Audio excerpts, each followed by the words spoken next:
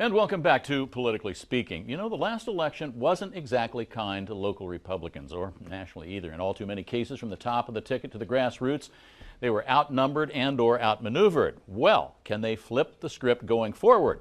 Here now to parse the partisan dynamics are two former San Diego Union Tribune reporters, now in communications business. They worked at City Hall. Alex Roth, who was a spokesman for Mayor Jerry Sanders, and Tony Manolatos, who served Councilman Kevin Faulconer in the same role. And thanks for joining us today, gentlemen. Alex, we're going to start with you because you provided the peg for this discussion this morning with an op-ed post on Voice of San Diego last week. Local GOP needs to reevaluate itself. It got a lot of page views.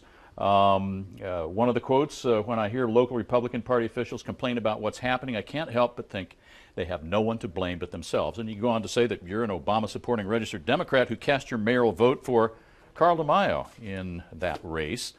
You want to expound on what they can do to reevaluate, reposition, reinvent themselves if that's what needs to happen? Well, I think, you've got the National Republican Party, which has a significant PR problem right now. They're sort of in the clutches of the sort of far right, for lack of a better word. And, poll after poll shows that they're sort of out of touch with the mainstream on very fundamental issues, from gun control to immigration reform to gay marriage to, the proper use of the military. And, the demographics are constantly shifting and they need to evolve if they're going to have success going forward. Now, at the local level, obviously, the Republican Party's biggest problem right now is that they don't occupy the mayor's office. In fact, their arch nemesis occupies the mayor's office. And that has to do with, in large part, to a series of sort of strategic decisions that they made, before the election that have sort of blown up in their face.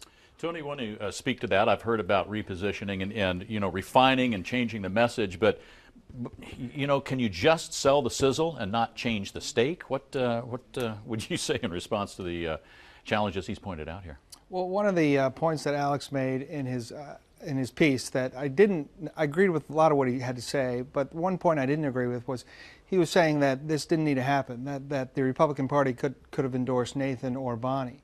And that just wasn't going to happen. Carl was their quarterback for a long time, and you don't dump your quarterback right before the big game. He helped the Republican Party and Carl worked together to stop a sales tax increase in 2010. They brought comprehensive pension reform, to the city of San Diego in 2012. So he was their guy. Nathan and Bonnie weren't involved in those campaigns, so they weren't going to ditch him. So, Alex was making the point that they should have, and they should have got behind the more moderate Nathan and Bonnie. It wasn't going to happen. Well, this move to the middle, when Nathan positioned himself as an independent, did that have a number of executives change their party affiliations to become independents? Is that going to be a paradigm going forward? Was that a one-shot thing that didn't work and people are just going to retreat to their partisan corners? I think people are going to retreat to their partisan corners. I think that the Fletcher experiment sort of showed that it's very difficult to succeed as an independent, because in the primaries, the folks who show up to vote tend to be sort of the most kind of hardcore. The base. And exactly, the base. And, so you wind up sort of getting, representatives of the party who are sort of most appealing to the base voters. If ever a candidate was going to succeed as an independent in this town, it would have been Nathan Fletcher. In 2012, and it didn't work. So we're seeing the registration figures. Not only were the Republicans outnumbered in the city of San Diego, 40 to 27% by the Democrats, but also 28 to 27% by decline to states. So how do you flip that script and stop that tide from rolling in those directions? Yeah, I'm one of those decline to states, okay. And so I understand the issues that they're facing. I agree with Alex that they really need to lead on where their strengths are. They need to lead on fiscal issues, and they need to move to the middle on everything else. Socially, they need to move to the middle on immigration, on gun control, on gay marriage. They have to stop being so aggressive on those social issues, because that's where women voters, that's where Latino voters, that's where millennials are. And if they don't get two of those three groups, this is going to be the longest winter they've known in a long, long time.